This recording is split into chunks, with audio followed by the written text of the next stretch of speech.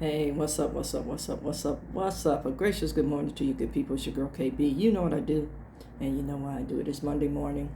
It's 3:05 in the AM, and it's January 13th.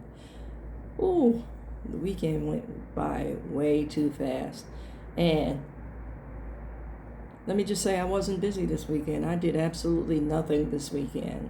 I had a lot of things listed in my mind, but I got caught up doing like paying bills, making sure I ate healthy, and kind of monitoring my medicines. Yeah, all that. Anywho, yes, I did say anywho. Um, I want to share something that happened yesterday. It's one of those things that make you go, hmm.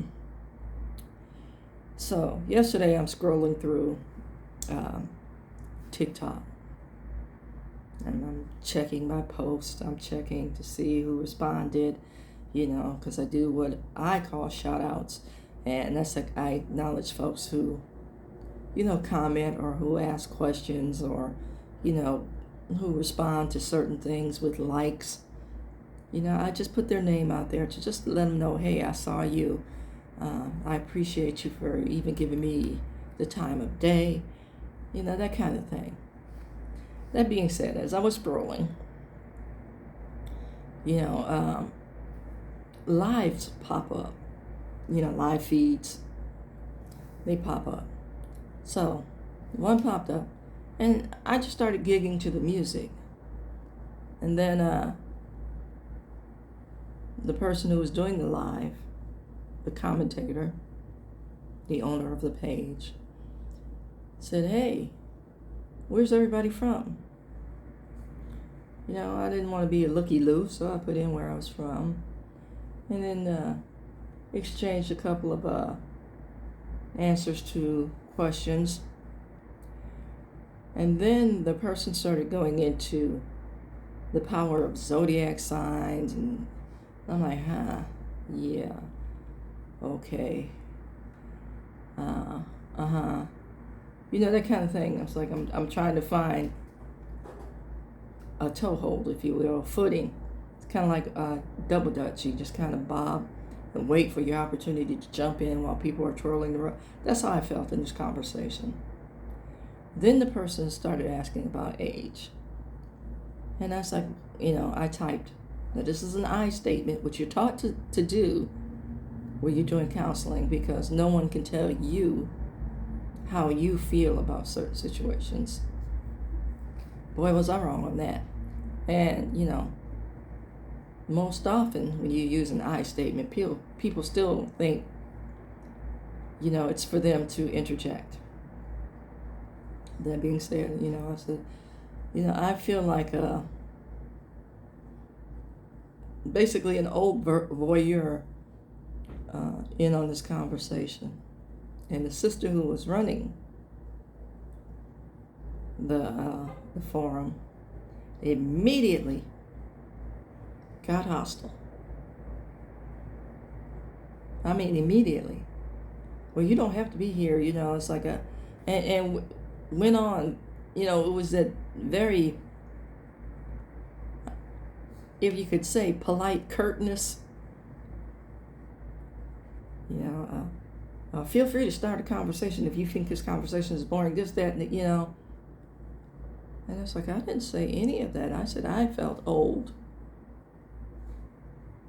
just based on their conversation. I mean, I could keep up with the conversation and add to it. But I could see, based on that response, that this sister wasn't receptive to anybody changing her level of conversation.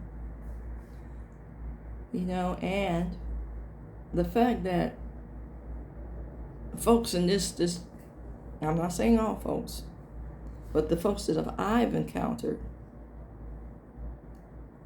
on social media tend to think that, using expletives makes them powerful. And I'm finding that more and more in the workplace as well. And I'm going to say this, and then, something that my mother taught me. It may not apply to you. This is how I was raised. This is how I feel. Again, you just notice the I statements. That the constant barrage of expletives doesn't make you powerful. It shows that you have a limited vocabulary and a very low tolerance for frustration. Have I been guilty of it? Absolutely. That's why I can point it out. Can we raise the bar for our conversations? Can we raise the bar for our communications? I believe that we're struggling as a people, and I'll get into that in the next video. We're struggling. We're definitely struggling. And we're struggling because we know the standard, but we've also normalized the lowering of that standard, because meeting the standard, it requires work.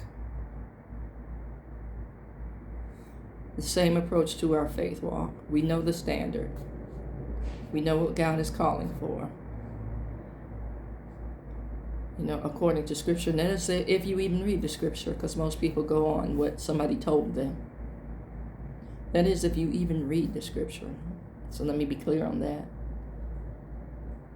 But we don't want to do the work, so we rest on the 90 minutes that we spend in the sanctuary listening to someone else tell us what the gospel means, as opposed to what it means for us as individuals, because we've studied. We looked at the context as it relates to us, because the bottom line is, it's my faith walk.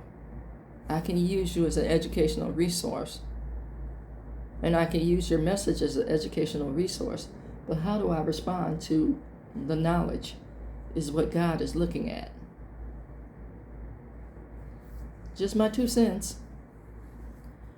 And at this point, listening and observing, it's a nickel. So this is my nickel's worth of information.